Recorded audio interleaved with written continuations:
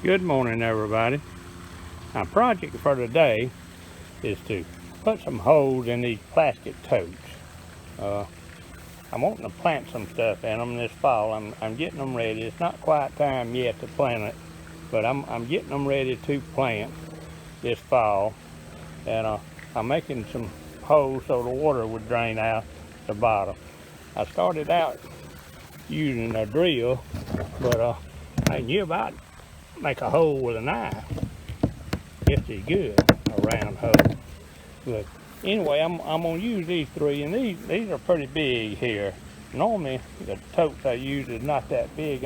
I like to use this, maybe this size here in the clear ones, but these here, I'm gonna use these this year. I'm thinking I'm gonna plant mustard green in them. Now these things will hold a lot of dirt, but I'm not gonna use that much dirt to fill them up, soil.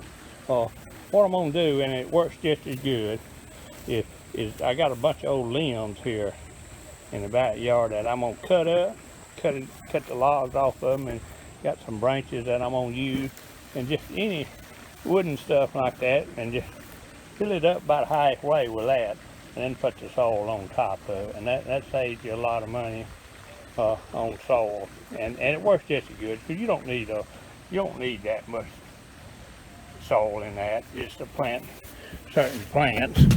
Now let me show you on the back here on these plastic totes. I don't know if you can see that or not, but on these totes, that little recycle number there, that number is 5. Now, all the totes like this and plastic buckets and stuff has got numbers on the bottom of them. And if you got a 1, a 2, a 4, or a 5, that means it's food grade and that it's good to plant stuff in it. You don't want to use a number 3. Use anything except a number 3. A number 1, 2, 4, or 5 works good.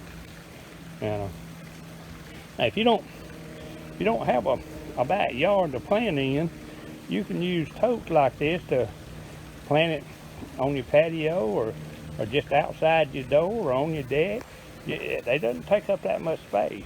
And like I said, you can use buckets. I use a lot of the round buckets too from Home Depot, and that works just as good.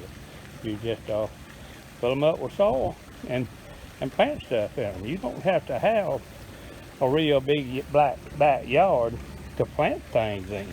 I mean, you can plant a lot of stuff in just buckets, and especially big totes like this. We had a whole pile of these here that we just collected over the years, and I said I was going to use some of them this year.